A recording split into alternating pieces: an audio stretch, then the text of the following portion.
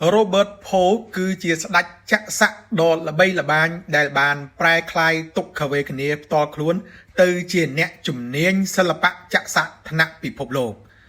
កើតនៅក្នុងរាជធានីភ្នំពេញឆ្នាំ1972ក្នុងសម័យសង្គ្រាមគាត់បានរត់ភៀសខ្លួនជាមួយគ្រួសារមកដល់សហរដ្ឋអាមេរិកហើយបានរស់នៅ Orange County កាលក្មេងជំទង់គាត់ជួបបញ្ហានិងបានជាប់ពន្ធនាគារនៅក្នុងពន្ធនាគារគាត់បានរៀនចាក់សាក់ដោយខ្លួនឯងនិងបានបង្រៀនអ្នកដទៃផងដែរពន្ធនាគារជាកន្លែងដែលគាត់រកឃើញចំណង់ចំណូលចិត្តយ៉ាងពិតប្រាកដរបស់គាត់នៅក្នុងឆ្នាំ1998បន្ទាប់ពីបានចាកចេញពីពន្ធនាគារគាត់បានបើកហាង Skin Design Tattoo ជាលើកដំបូងហើយឥឡូវនេះគាត់មានហាងចំនួន7ទីតាំងផ្សេងគ្នាក្នុងរដ្ឋ6នៅសហរដ្ឋអាមេរិកគាត់ជាអ្នកជំនាញចាក់សាក់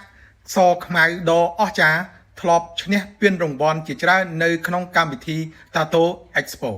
ចាប់តាំងពីទសវត្សរ៍ឆ្នាំ2000មកគាត់ក៏បានលេចធ្លោក្នុងប្រព័ន្ធផ្សព្វផ្សាយ LA Times KTLA Channel 5 ផងដែរគាត់បង្កើតប្រព័ន្ធបង់ប្រាក់សម្រាប់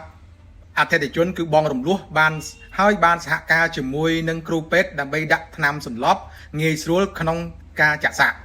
ឥឡូវនៅ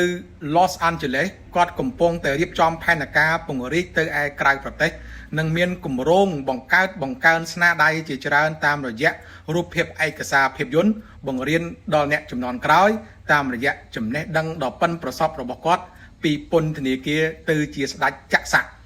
នេះគឺជារឿងរ៉ាវរបស់ Robert Poe គឺជា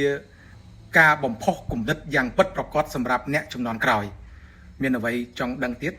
សូមមេត្តា comment ចូលមកអរគុណច្រើនជួយចុច follow page Mr. Chai ម្នាក់មួយផងដែរជួបគ្នានៅវីដេអូលើក្រោយបាយបាយ